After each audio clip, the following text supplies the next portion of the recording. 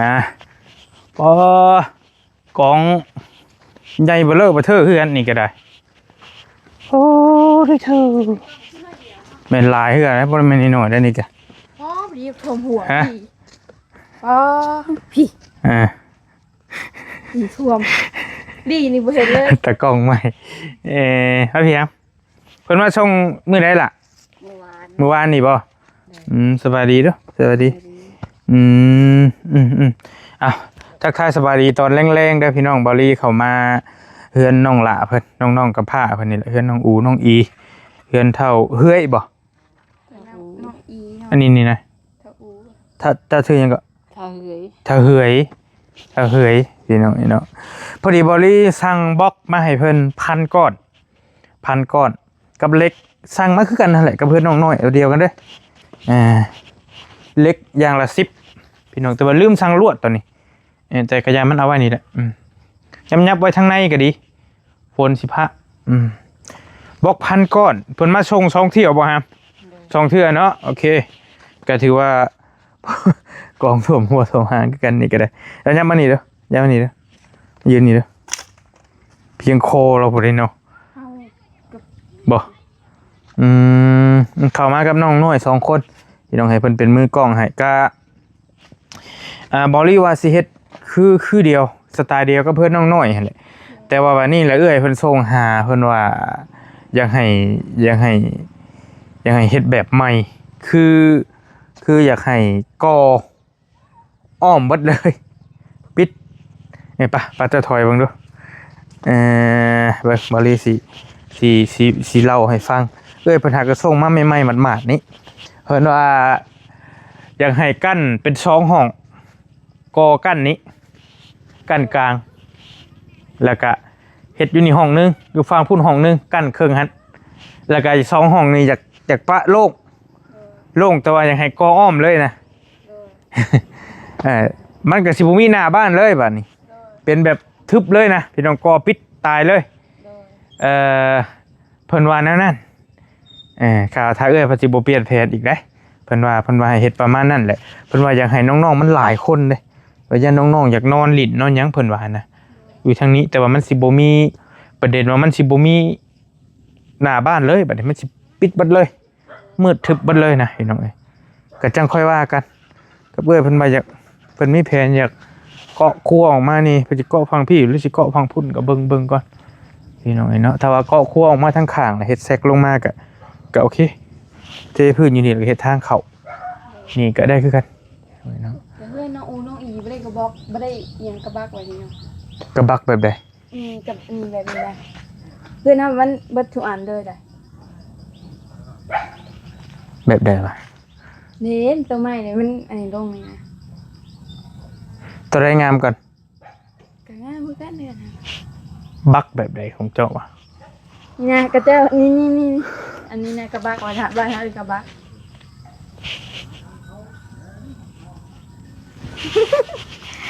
มันก็คือกันวัดอยู่มันบ่คือกันแบบใดแต่ว่าเพื่อนท่านนี่กระบักมาเลยอันนี้มันนี่แบบมาทุกอันเลยไม่แบบนี้นะคือบ่ขามันก็จะเอิ้นต่อกันนะบ่มันต่อกันบ่เล่นได้บ่อย่าเถอะสร้างมาเถอะมีตู้จะไปใช้ครับไปเลี้ยงงัวอยู่ใช่เอาห้องเรามาสิให้เราขอบใจเรียกเราบ่ดำนายังจะให้อุลายเลยเนาะบ่มีน้ำแต่ว่าชุดห่อนห่วยพุ่นละบ่แม่นบ่ไว้แต่แล้วเราดำกันหน่อยเนาะอยู่พี่เพิ่นดำเอาเบิดเลย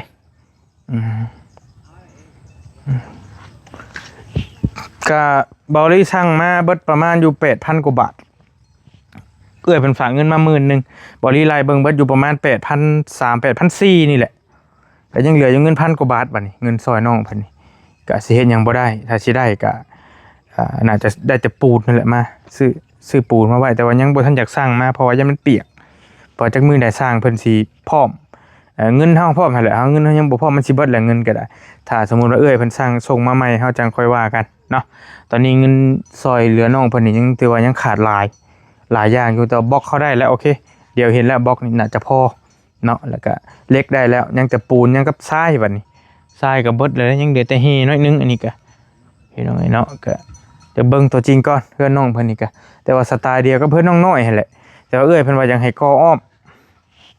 เบิดเลยปิดเบิดเลยนะก็จังค่อยว่ากันอันนี้ก็ได้เห็นเนาะสไตล์หมดเดียวกันขนาดซ้ำกันแต่คือกว้างเนาะหน่อยเนาะแม่นบ่มันแบบมันใหญ่กว่าเพื่อนเฮาแบบจะแบบมันกว่าเพื่อนเฮาว่าขนาดนั้นเอาเลยแต่ไอ้เบิ่งคือกว้างเนาะเอาไปมาเนาะกว้างกว่าเพื่อนเฮาอีกห้องมันคือว่าใหญ่ก่อนเอาเลย จะว่าเราคำนวณกับบ่ผิดติแต่ว่ารู้สึกว่ามันแบบว่าเพื่อนน้อยไปคือว่าตะปอดกว่านี้หั่นน่ะเนาะจักรอตะปอดนะ มันจักแนวใดเห็นไหมแต่ก็สิลุดลื่นกันบ่หลายดอกหรือว่ามันต่ำบ่ไอ้วะมันสูงแล้วมันคือสันนะถ้าต่ำแล้วมันคือกว้างนี่ห้องน้ำบอลลี่เฮ็ดให้เรียบร้อยแล้วได้พากันเข้าอยู่บ่ครับบ่ค่อยได้เข้าจ้อยเป็นยังคือบ่เข้าเคยบ่เข้าบ่ได้อาบน้ำมายังอยู่หั่นเลยบ่อาบอยู่น้ำนะไปไปเบิ่งห่วยยกไปไว้หน้าน้องน้อยสิเป็นยัง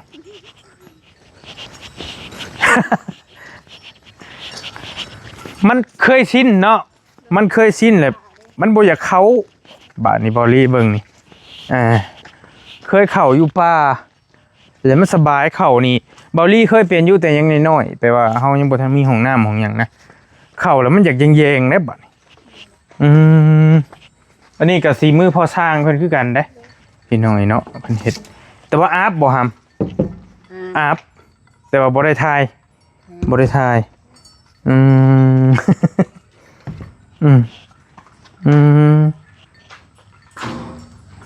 พี่น้อยเนาะเทพื้นเทหยังข้างนี้แล้วโอ้ยยกมือได้ยกมือหน้าน้องน้อยผู้ใดนี่เบาเล่นเข้าป่าผู้บังคับเว้นนี่ก็ได้กะอนาคตน่าจะได้เข้าอยู่ดอกเพราะน้องๆเพิ่นใหญ่โตไปแล้วก็มันขี้โง่ไปเล่นไปเลยเนาะบางทีมันแถวนี้เป็นหั่นนะเขาจะมาเฮ็ดให้เฮ็ดหน้าเฮ็ดหัวเฮ็ดสวนบ่มีหมู่เขาบัดจำเป็นนี่เห็นไหมก็โอเคละนี่ก็ถือว่าเป็นห้องน้ำสำเร็จเสร็จสมบูรณ์เทกันเปื้อนให้เรียบร้อยได้สิ่งมือพอสร้างเขาคือกันแต่ว่าจรตอนนี้ออกโป่งอยู่เลยได้นี่มันใกล้ก่อนนี่ไง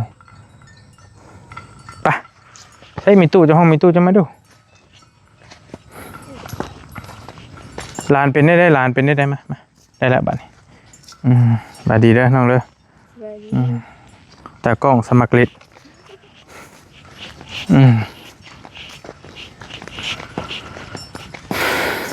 ไปเบิ่งหลานน้อยแล้วบ่เบิ่งหลานน้อยแล้วจังน้อยปะเบิ่งหลานน้อยค่ำได้พี่น้องแป๊บเดียวได้บอกตรงๆเลย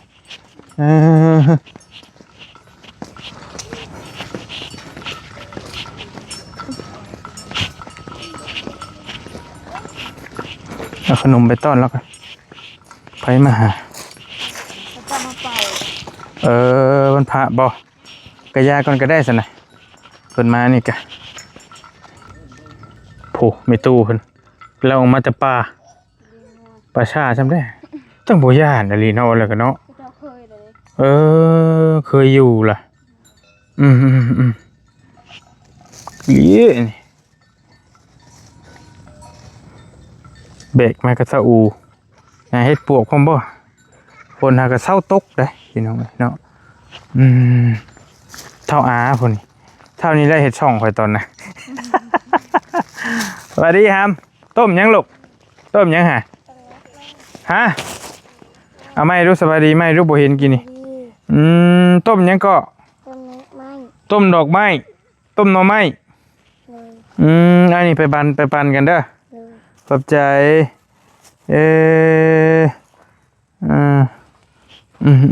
ไผไปหาหน่อไม้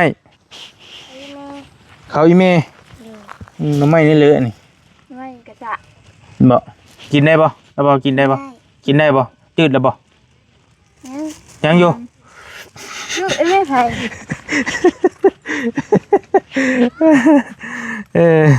หน่อไม้กระสะอยู่ในป่านี่บ่ตัวในโคกอยู่ไม่ในโคกบ่ ปุ๊บยังไปอ่านสิหัวขนม อืมพี่น้อยมา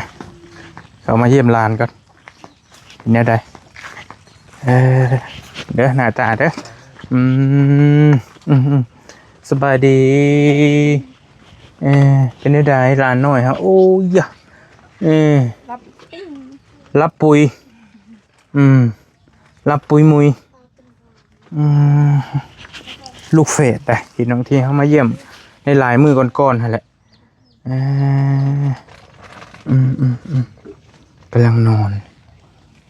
ปงงเป็นยังบ่ฮ้อนประทูบ่เฮ้ยปาต่อ เอ้าที่นอนก็ล่มใช่ไหม ให้บ่เจ้าธรรมดาบ่ได้ให้วันพระวันศีลบ่ได้ให้บ่มื้อแลงนี่เด้เนาะมื้อแลงนี่เด้14ค่ำมื้อแลง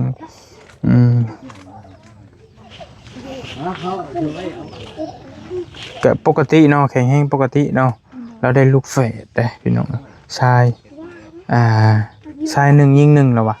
ทรายมันชอบ ชายเบิดซอหาก็ลืมเลย เท่าขับเท่าคำบ่ขับคำบ่ เท่าขับกับ เท่าคำเท่าคำขับคำ ขับแล้วก็อยู่นอนอยู่นี่ประจำเลยเจ้ากะติ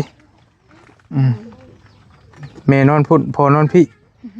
นอนเฝ้าลูกอยู่กลางลูกแฝดป้าเธอพี่น้อยเนาะก็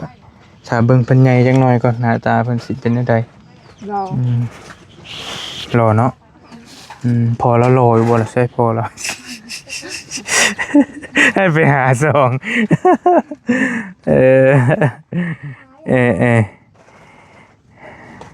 คักได้พี่น้องได้ลูกได้แฟนนี่เป็นคนดังก็หลายได้เป็นแฟนที่อยู่ฝั่งไทยก็หลายคนกันก็นอนอยู่นี่เลยเอาอยู่นี่เลยมันเราก็บ่มีไฟฟ้าเด้สิเฮ็ดจะได้แข็งแรงอยู่ที่ผู้แม่ก็ได้แข็งแรงอยู่เนาะกินนมเจ้าบ่สาวกินนมเจ้าหัน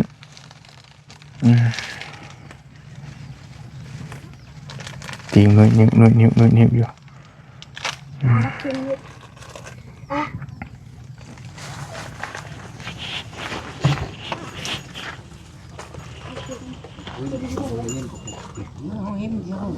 ผมดก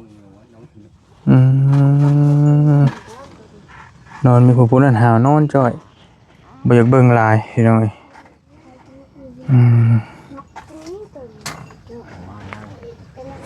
มีอันนั้นครบแล้วบ่ผ้าอ้อมผ้าแอมมีหลายอยู่บ่หลายอยู่ใส่เพิดบ่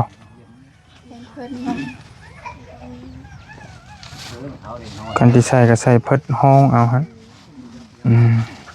ตัวส่วนหลายก็เจ้าก็สิเปลี่ยนผ้าอ้อมเอาอยู่พี่แม่นบ่เพิ่นทายหยังแล้วก็ซักหั่นน่ะเที่ยวซักเอาอยู่หั่นแหละพี่น้องไอ้เนาะ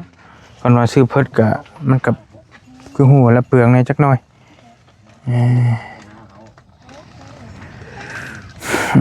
ไปหาเมตู้มาแล้วบ่เอาเลี้ยงง่ายใหญ่ไว้เด้อหามเด้อโอ้ให้แล้วไปหาตู้กันไปมาป้าฮ้อน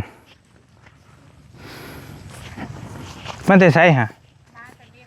มันจะเลี้ยงงัวมันจะในป่าฮะเลย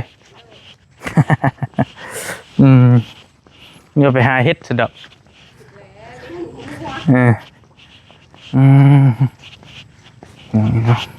จักโมงผลมาส่ง เพิ่นมาชงเงินต้นแดดตะกร้านี่แหละวางท้ายเพชรนี่แหละ เมื่อวานนี่เนาะ โดย โอเควางแดดกะโดย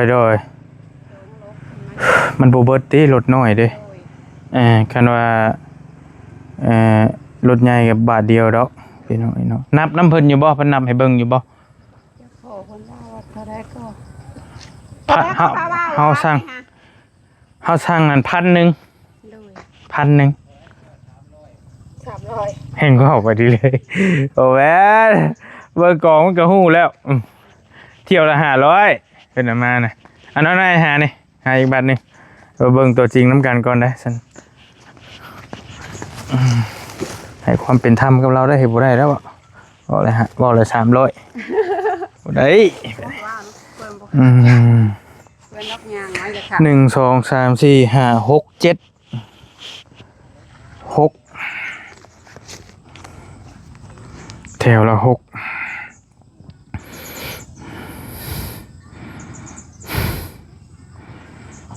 6 คูณ 7เป็น42ตัวนี้แสดงว่าตัวนี้เราใส่เป็น7แถวอันนี้2 4 6 8 10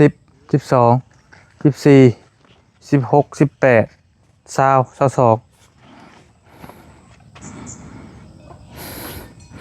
คูณ2ได้อยู่900 924 6 1 2 3 4 5 6ก็พอดี36บวก36บวก36 เรียกทางนี้ดิ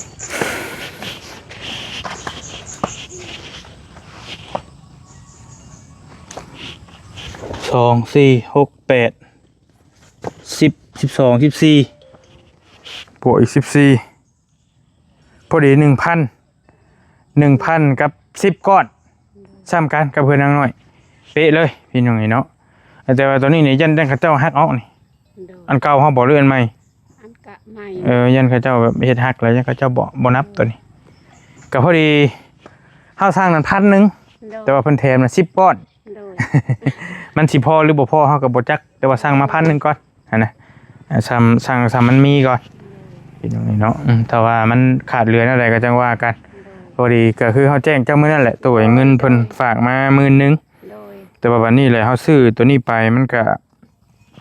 เบิดอยู่ประมาณ 8,000 กว่าบาทก็ยังเหลืออยู่1,000ปลายนำเฮาบัดนี้ก็ยังเฮ็ดหยังบ่ได้มีแต่รอเพิ่นอีกเทื่อนึงก่อนว่าสิแนวใดนะทางเฮือนน้องหลาเพิ่นนี่ก็ทาง FC เพิ่นก็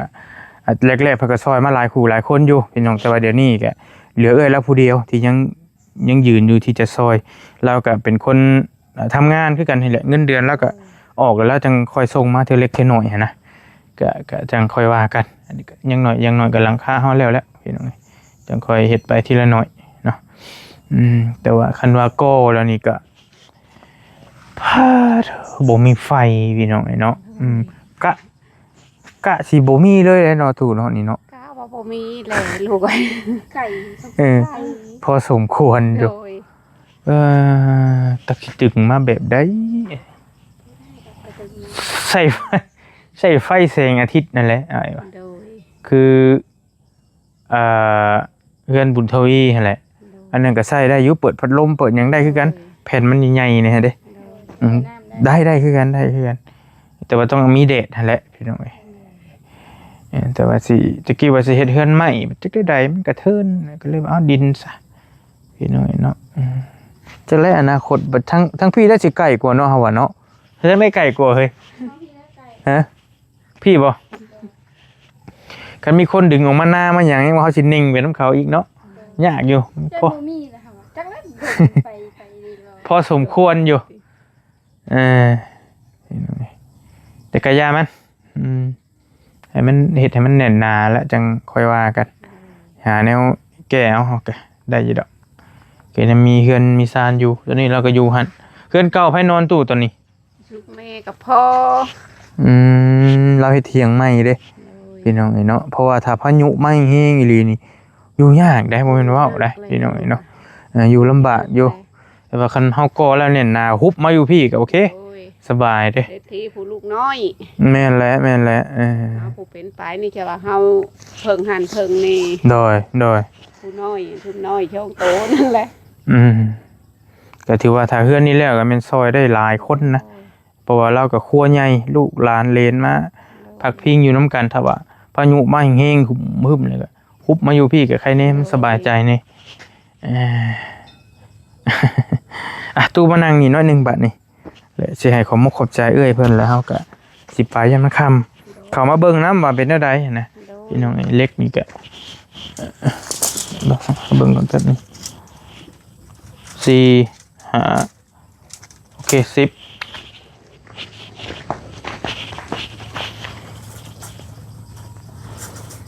โอเค10อย่างละ10เซตถูกต้องแล้วนี่ละชิปเป็นนิดน้อยชุ่มหนับหวานโดยครบแล้วตัวนี้หันนั่งลงหน่อยเฮาบัดนี้ได้เอ่ยเพิ่นก็ส่งมาหาอยู่ล่าสุดนี่ก็คุยกับเพิ่นอยู่พี่น้องนี่แหละบริขออนุญาตเด้อนี่เป็นบินที่บริจ่ายให้เพิ่นเมื่อวานเนาะเป็นเงินกีบพี่น้อง5 ล้าน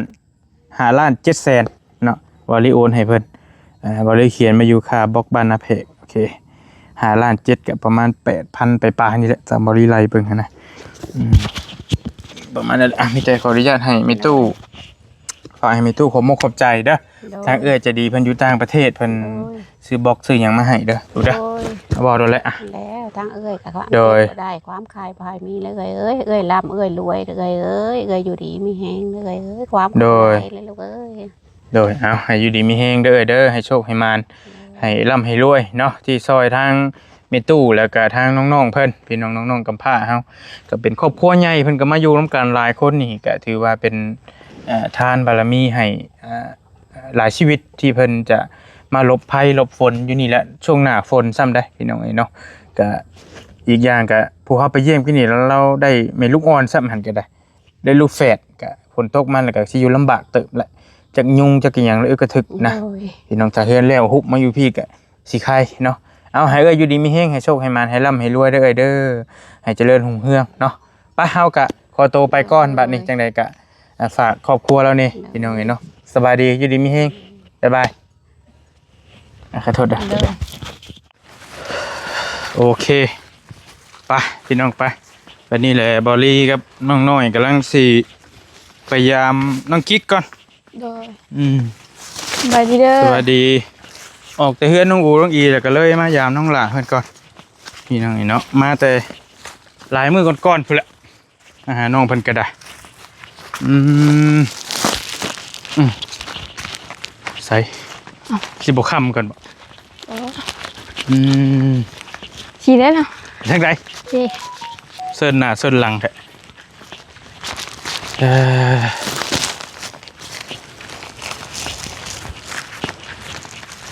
เดินก่วงนี่แหละเดินน้องละเพิ่น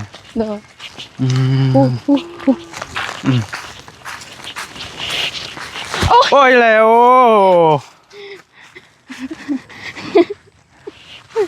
มันบุคือตกหลุมได้เฮ้ยเนาะเห็นเนี่ยมันบุคือตกหลุมรักได้ฮะไผ่เนี่ยไผ่ไปเบิ่งเป็นได้ได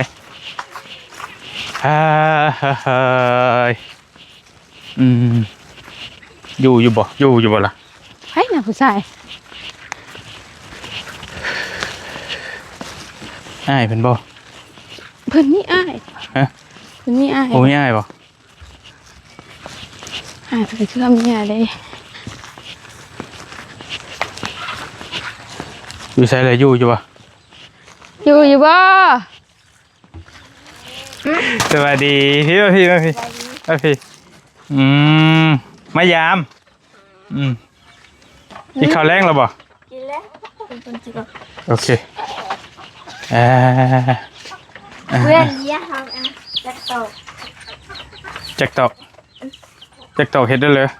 ไม่มาก้าไปนั่งแล้วบ่เป็นหยังนั่งแล้วดึงอีหล่าเพิ่นอยู่บ่เพิ่นนั่นก็ได้ไผห้องใส่อ้ายกินนี่นั่งอยู่นิดเช้านิดอันผูมื้อนั้นบ่โอเคให้ตั้งกล้องไว้ก่อน มายามไอ้มาเบิ่งเขาเจ้ามาส่งบล็อกส่งหยังอยู่เพื่อนน้องอูน้องอีนี่นะ โดย เรื่องขนมมาฝาก เฮ้ย ได้เลย เฮ้ย แล้วอาบน้ำให้เพิ่นบ่ อาบได้แล้ว โอ้ยจ้ะตึม ส่งมาเนี่ย ส่ง เอาส่งให้น้องก่อนเอาส่งให้น้องก่อน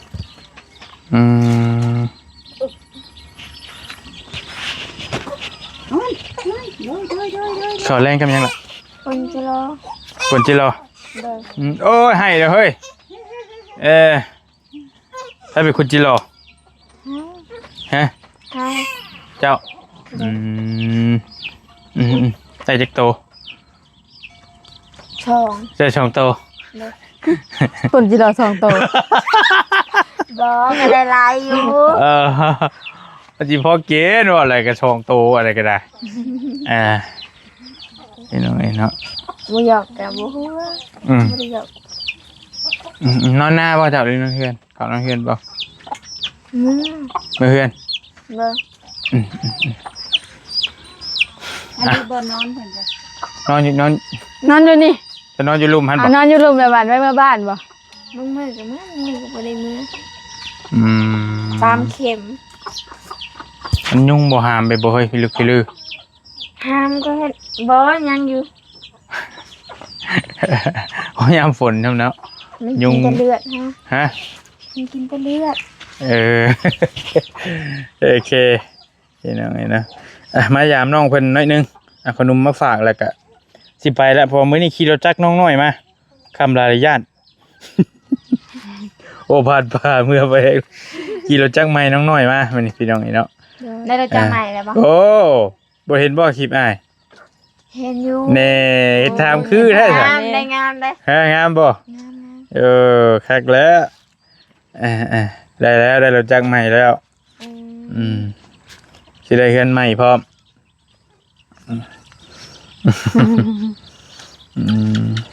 นะเป็นนอนเป็นหมู่แล้วเด้อเราแล้วเฮือนใหม่เด้อ นอนเป็น เอานอนเจิมเอาเฮือนใหม่เด้อ ไปเลยเนาะ หิมทางฮะอัน ว่างกับไปลิ้นนํกันเด้อใกล้สิอันนั้นน่ะบางไป แกสิหยังก็ ใกล้สิก่อเฮือนแล้วเด้ไปลิ้นนํกันเด้อสิก่อแล้วโดย บ่เกินมื้อ2มื้อดอกก็ได้ก่อนแล้วประมาณนั่นแหละดำนาแล้วหรือบ่ล่ะ ยังตัวใด คนบ่ได้ตกซ้ํ เอาคือตกอยู่มื้อนี้ กระตกบ่ได้ปฏิเสธตัวนี้ ตกบ่แห้ง แม่นน้ำบ่มีแน่นะ เนี่เนาะแต่ว่าโตอันนี้ว่าเอานี่เนาะเขียวกันแล้วตอนนี้ก็ได้งอควายลงคู่มือ มีตัวใดอีกแบบนี้นะครับอีกธงหนึงบ่อยู่ไส ทุ่ง ที่มันยังบ่แล้ว อันตัวเจ้าว่าหน้าเจ้าเองฮะ โดย ยังบ่ได้ดำจักดีเลยตัวนี้ น้ำแต่ช่องไห้นึงดิ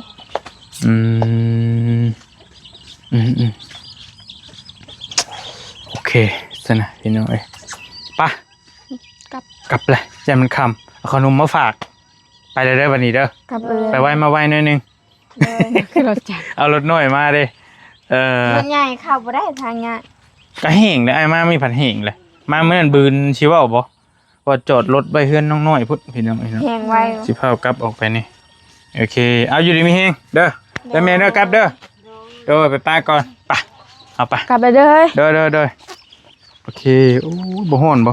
หนาวเลยฝนตก เพิ่นว่าเพิ่นหนาวเด้ เฮ้อบ่ หนาวเพิ่นหนาว มาสิ ฮึบอย่าก่อน ก่อนบ่ อย่าคมต่อหน้าเขาเลย ฮะอันนี้บ่แล้วมันกูดมันกูดเลยดิโคมบ่ ยังเว้นอยู่เฮ้ยยังทันได้มืด บ่ฮัก บ่ได้สายตาสั่นนะเฮ้ย งามพอแล้วได้นี่พี่น้องเป็นขนาดเป็นข้าวหวานดิซิเด้นำดิซินี่ก็ได้เนาะสมควรแก่เวลาไปเอาก็ได้อย่ามันค่ำมาเยี่ยมน้องหลาเพิ่นแล้วก็สิเมื่อละขี่รถจักรใหม่น้องน้อยมานี่ก็ได้ โดย พี่น้องให้ลองรถใหม่คักอยู่สับโดด